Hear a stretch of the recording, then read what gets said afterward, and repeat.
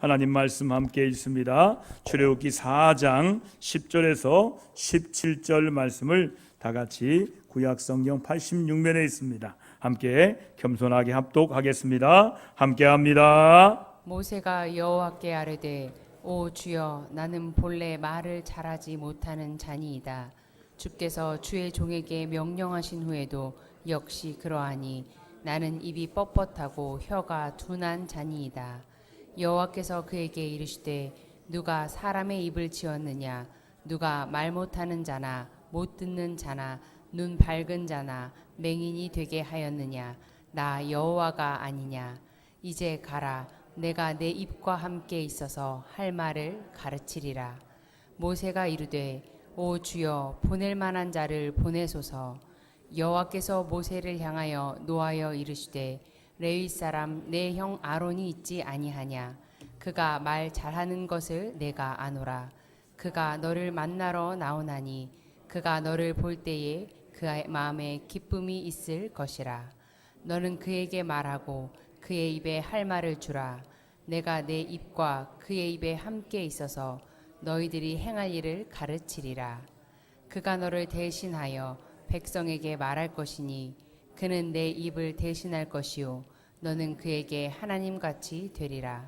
너는 이 지팡이를 손에 잡고 이것으로 이적을 행할지니라. 아멘. 살아계신 하나님의 말씀입니다. 자리에 앉으시기 바랍니다. 인생 살아가면서 우리가 물어야 할 존재론적 질문, 궁극적 질문들이 있습니다. 그 질문 중에 한 가지가 바로 나는 누구인가 라는 질문입니다. 누구에게 물어야 됩니까? 먼저 나를 창조하신 하나님께 물어야 돼요. 나는 누구입니까? 하나님께 물어보시기 바랍니다. 또 날마다 나를 창조하신 하나님께서 나에게 진지하게 물어보라고 말씀하십니다. 나는 누구인가?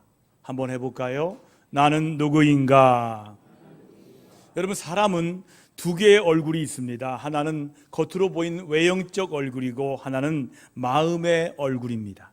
마음의 얼굴은 자기가 생각하고 있는 자기 자신에 대한 생각입니다. 이것을 뭐라고 하냐면 자아상이라고 말합니다.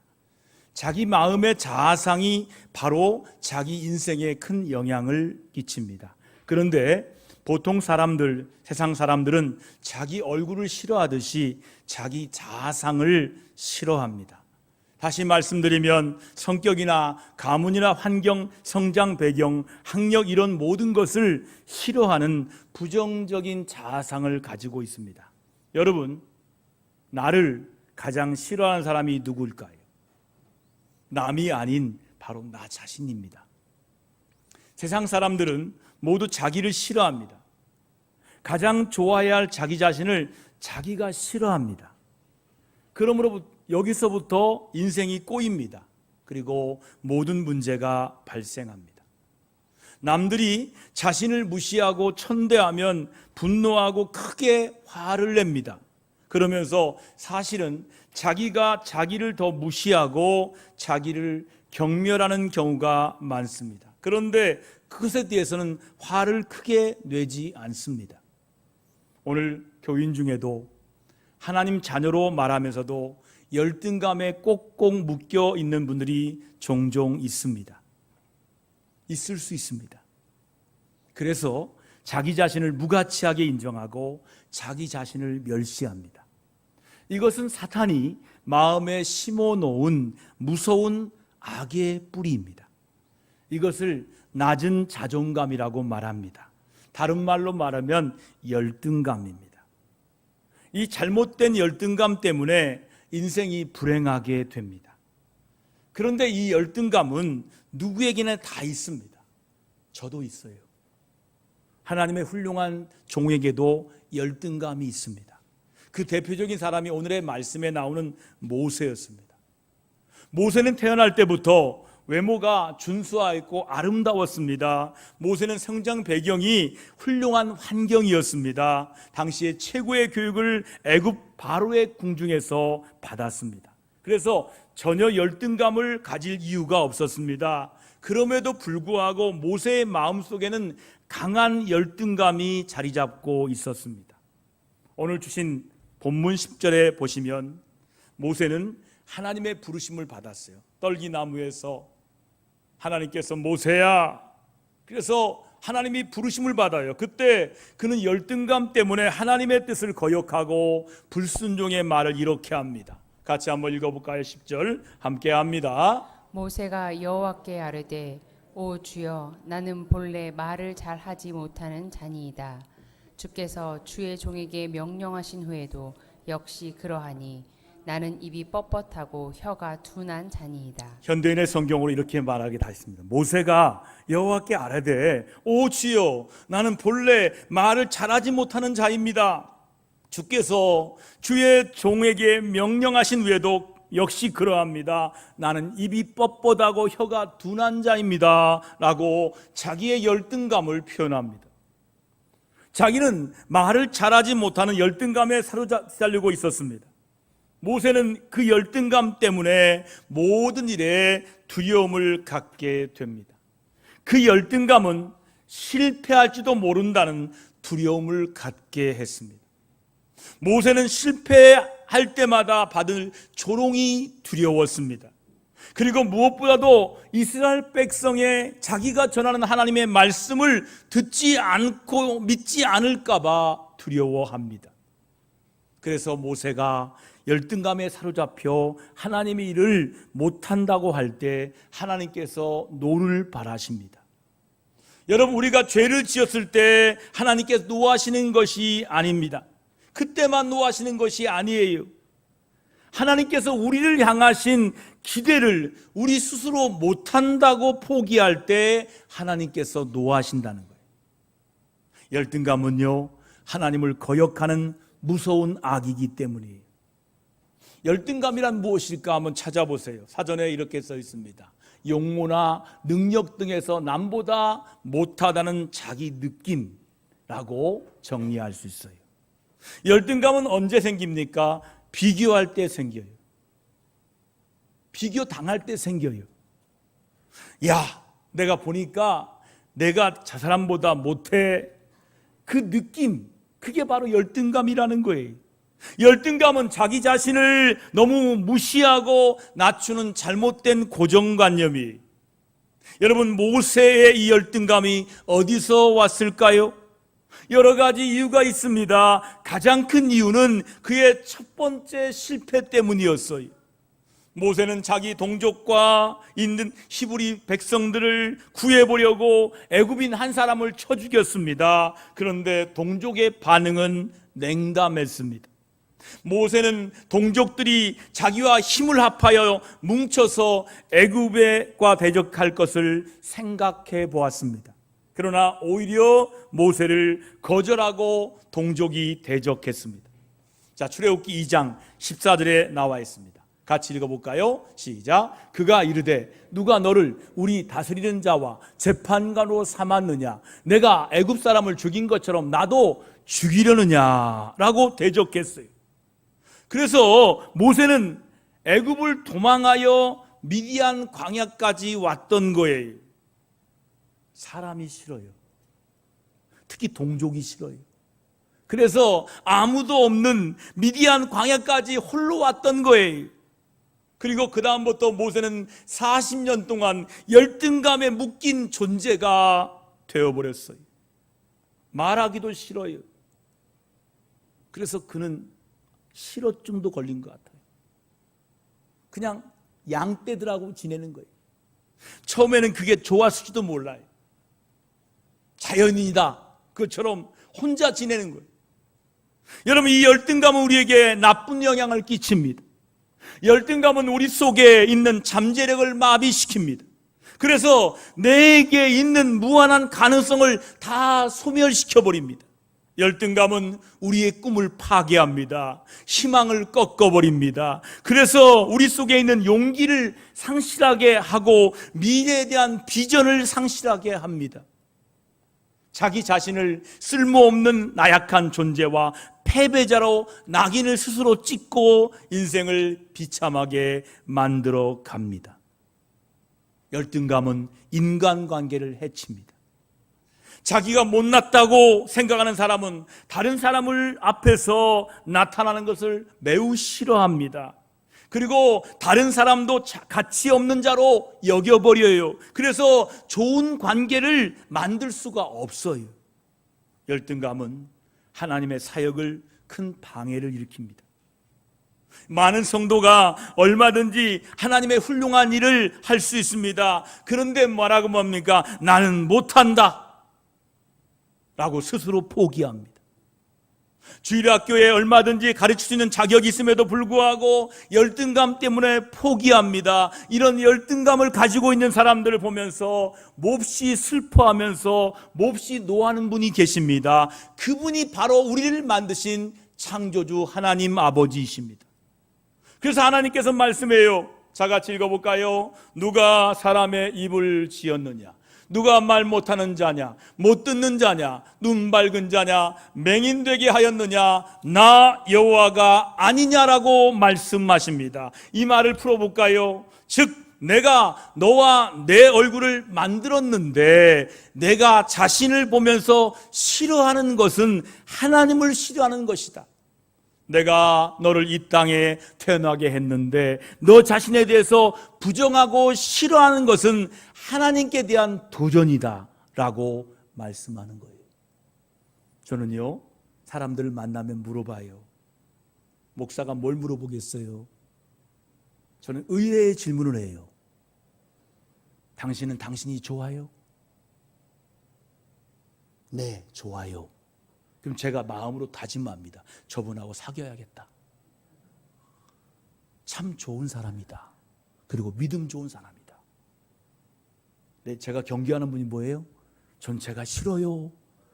긴장을 바짝 합니다. 왜요? 그분은 자기를 싫어하고 하나님을 대적하는 사람이에요. 나를 만드신 하나님이 싫어요. 그 말이에요. 한번 해볼까요? 나는 내가 좋아요. 하나님이 좋아요. 그래서 하나님이 좋으신 하나님이에요. 그런데 내가 싫어요 라고 말하는 사람은 나를 만드신 하나님을 싫어하는 거예요.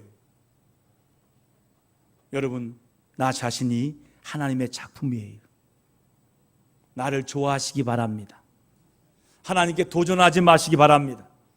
그러므로 우리는 열등감을 치유해야 되는 거예요.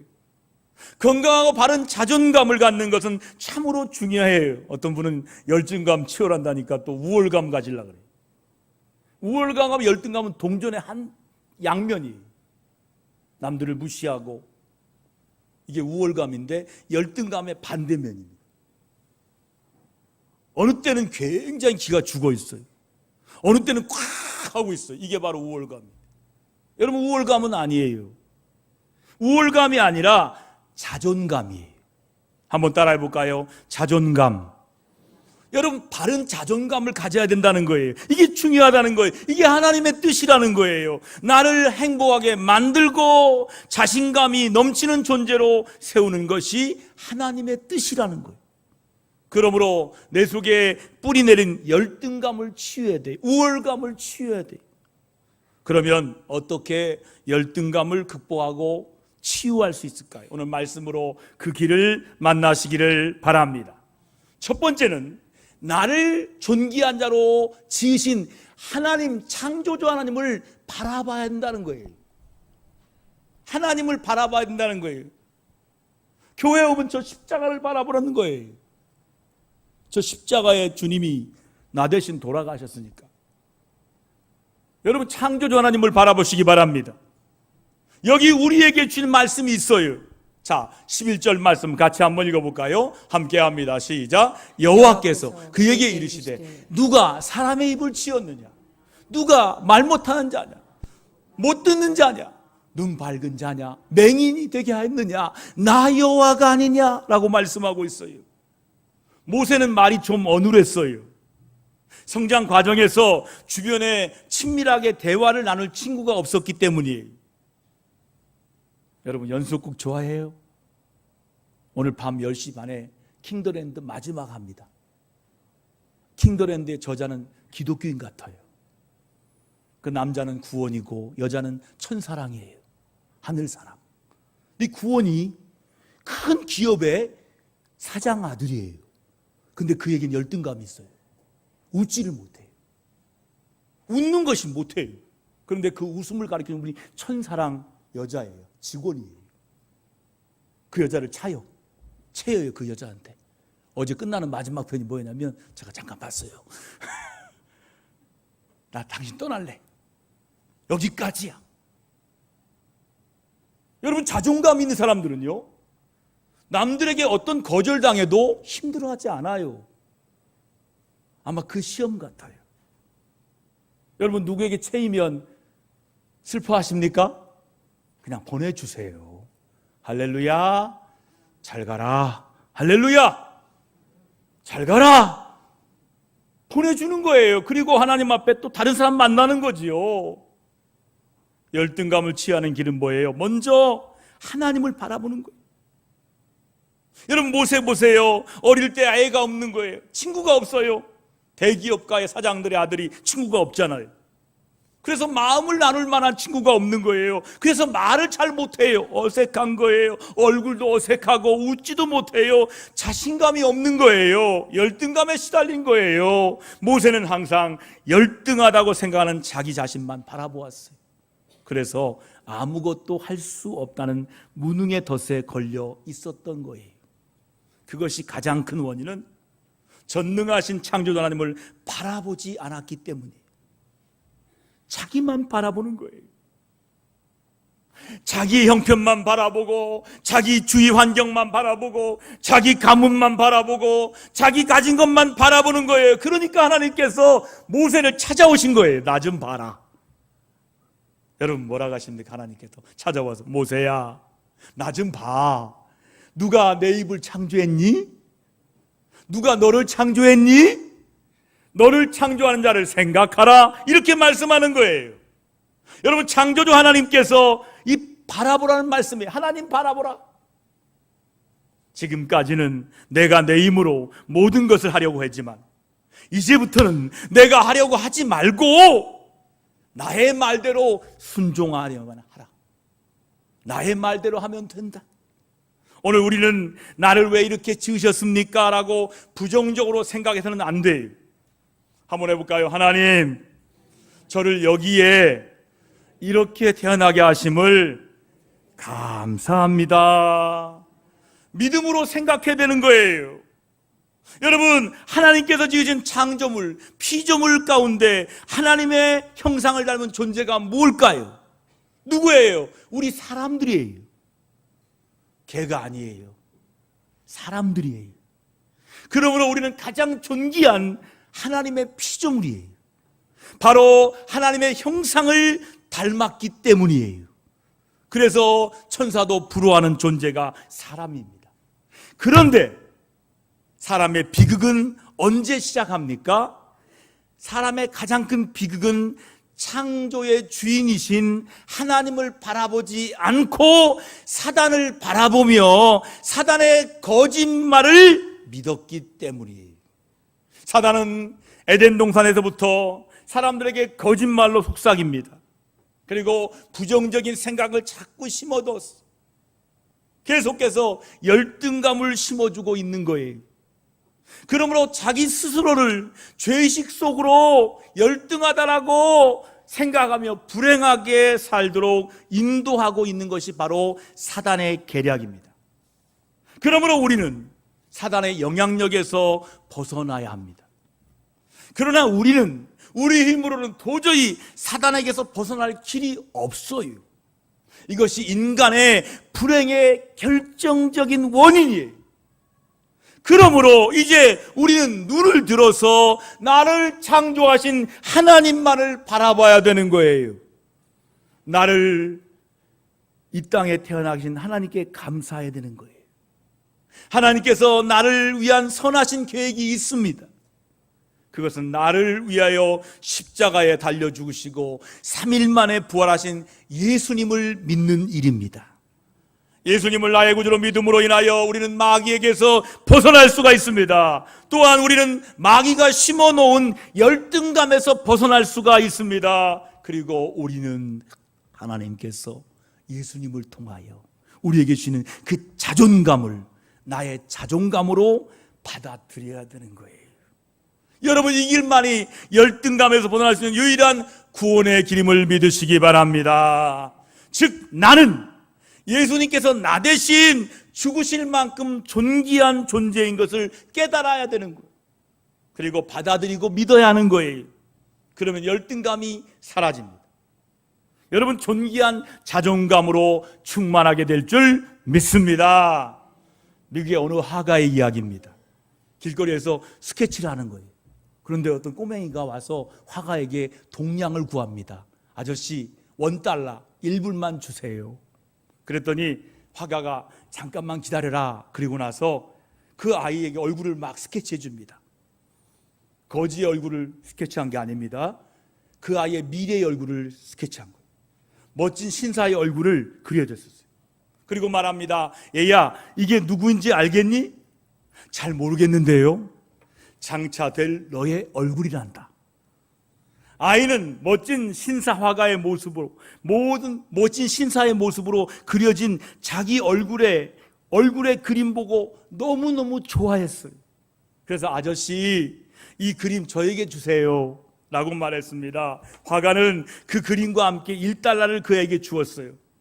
아이는 그림을 보면서 미래의 그림 속에 있는 신사처럼 될 자기 모습을 상상합니다. 그 마음 속에 이런 생각이 들었어요. 내가 저런 신사가 되려면 내가 거지로 살아는 안 되겠지? 라고 결심합니다. 그리고 그 아이는 어느 서점에 갔어요. 주인에게 말합니다. 아저씨, 제가 이 서점에서 일하겠습니다. 밥만 먹여주세요 라고 말합니다. 그러자 그 주인은 그렇게 하라고 허락했어요. 거기에서 그는 심부름도 하고 청소도 합니다. 남은 시간엔 책을 읽기 시작합니다. 이 아이가 일도 잘하고 착하고 틈틈이 책이 또 열심히 있는 것을 보고는 서점 주인이 그 아이를 야간 학교에 보냈습니다. 이 아이는 나중에 서점의 사장까지 됩니다. 화가가 그려준 신사의 얼굴 그대로 된 거예요. 여러분, 거지 아이는 화가가 그려준 그림을 보면서 자기 인격과 운명을 바꾸는 거예요. 여러분, 하나님께서 우리에게 주신 미래의 얼굴이 있습니다. 그것은 저 천국에서 있는 영화로운 얼굴입니다. 우리는 그 모습을 바라보면서 현재 이런 상황 속에 있는 어떤 상황에 있든지 자기 운명을 바꿀 수 있는 거예요. 우리가 바라보는 대로 될 수 있기 때문입니다. 믿음은 바라는 것들의 실상이 되기 때문이에요. 나는 하나님의 존귀한 자녀입니다. 우리 함께 외쳐볼까요? 나는 하나님의 존귀한 자녀입니다. 사랑하는 자녀 여러분, 우리의 존재 가치가 얼마짜리 될까요? 연봉을 묻는 게 아니에요.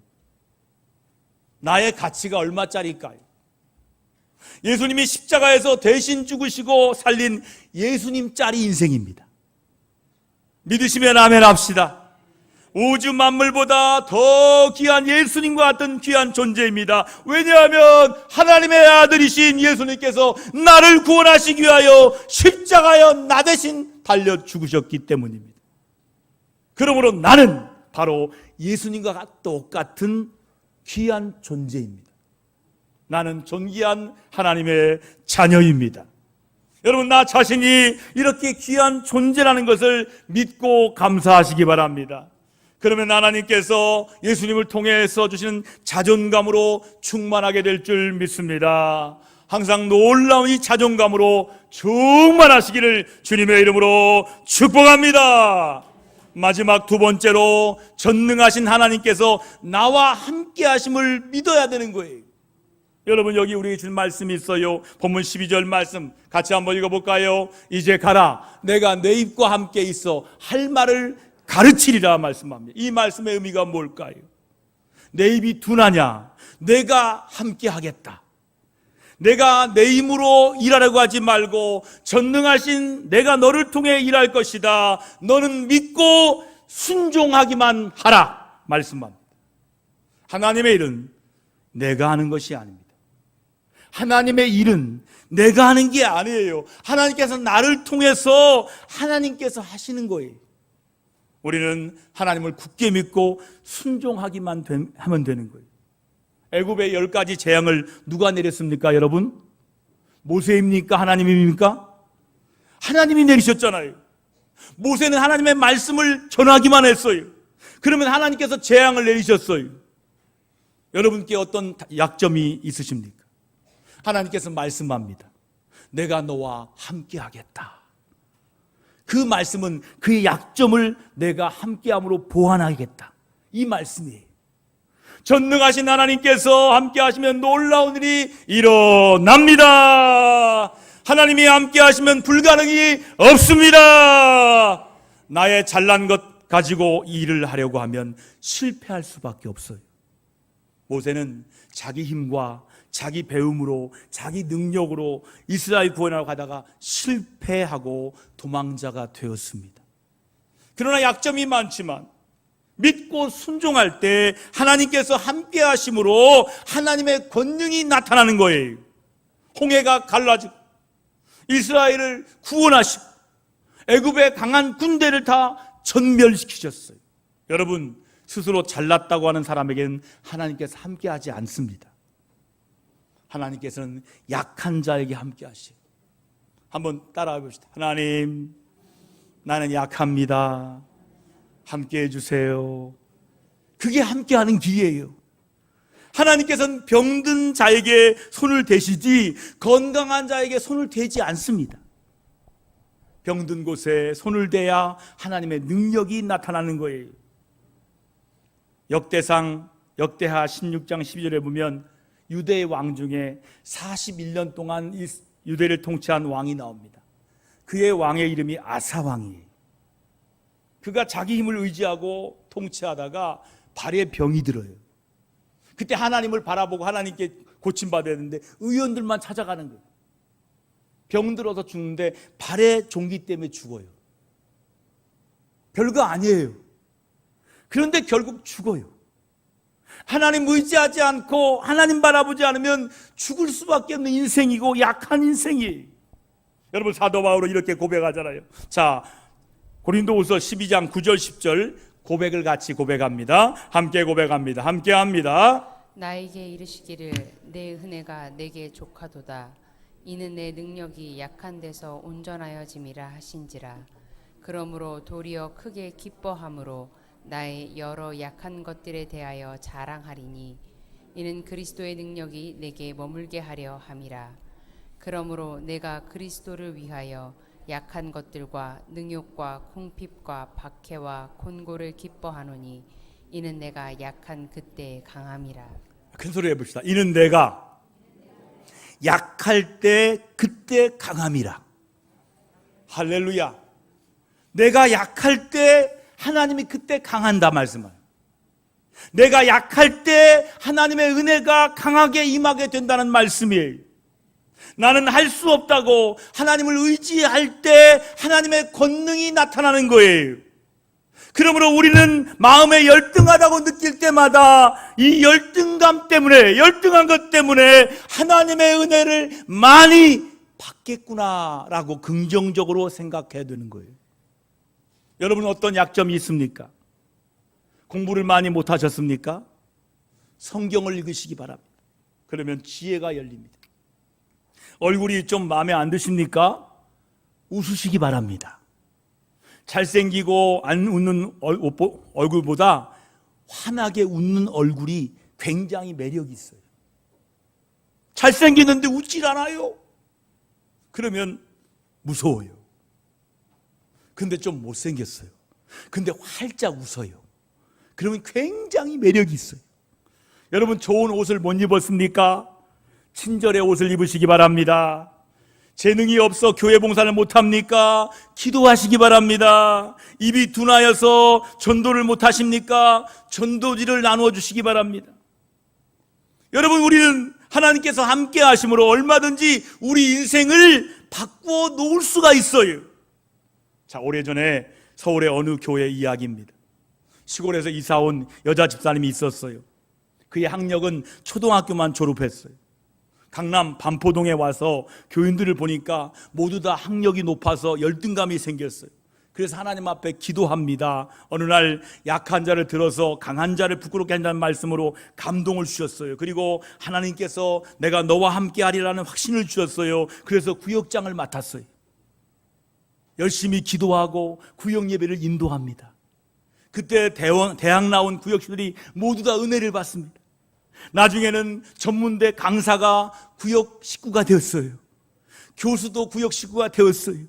담임 목사님이 그 이야기 듣고 구역의 예배를 참관하러 갔습니다. 초등학교를 겨우 나온 여자 집사님이 대학 교수들 앞에서 구역 예배를 은혜롭게 인도합니다. 그래서 바로 이것이 하나님의 은혜로라는 것을 말씀하시고 담임 목사님께서 그 구역장 별명을 총장님이라고 했어요. 대학 교수가 담임 목사님에게 목사님, 내년에는 우리 구역장님, 총장님 그대로 우리 구역 맡겨주세요 라고 부탁을 했습니다. 그 구역장님은 하나님과 함께 하심으로 학력의 열등감을 극복했어요. 그리고 그는 신실한 구역장으로 다른 사람들보다 더 많이 전도해서 많은 구역을 늘렸습니다. 만약에 이분이 학력이 낮다라고 뒤에서 앉아서 자학하고 있었다면 구역장도 못했을 것이고 많은 구역도 못 만들었을 것입니다. 여러분, 내가 나약해서 무엇을 못한다고 할 때 주님의 음성을 들으시기 바랍니다. 자, 우리 이사야 41장 10절 말씀을 우리 주님의 음성으로 같이 들으면서 읽습니다. 함께 합니다. 두려워하지 말라. 내가 너와 함께함이라. 놀라지 말라. 나는 내 하나님이 됨이라. 내가 너를 굳세게 하리라. 참으로 너를 도와주리라.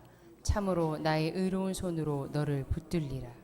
저는 이 말씀을 여러분처럼 읽지 않았어요. 어떻게 읽고 아세요?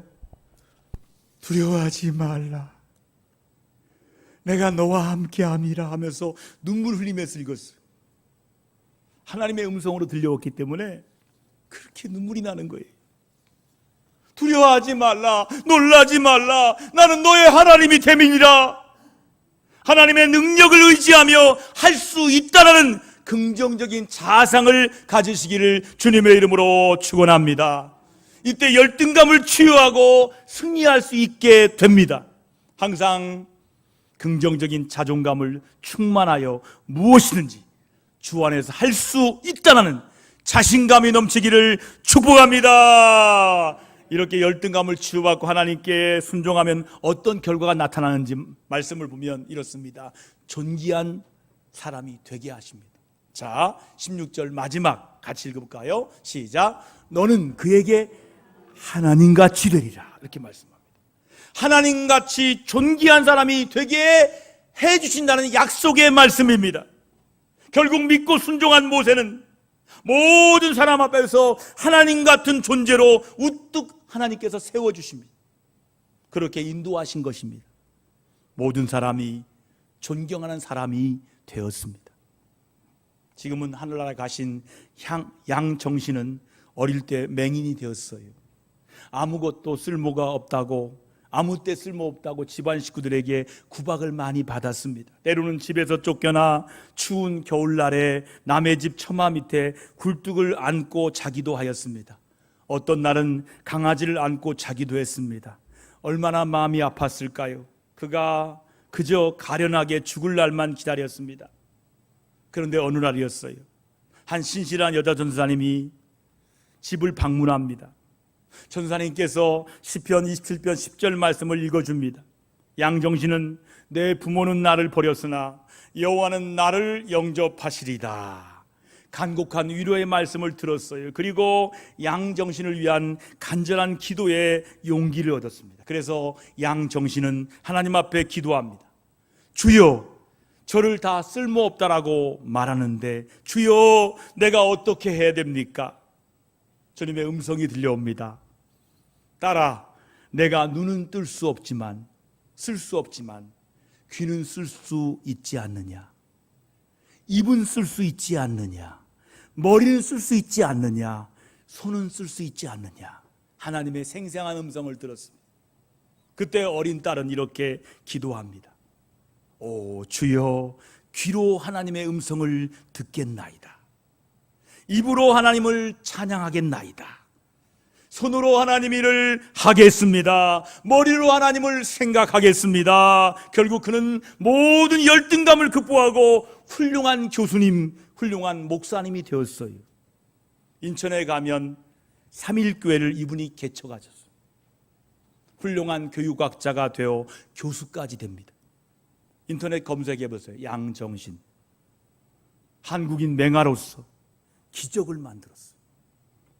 전능한 하나님만을 바라보았더니 하나님께서 함께 하시는 놀라운 역사를 이루신 줄 믿으시면 아멘 합시다.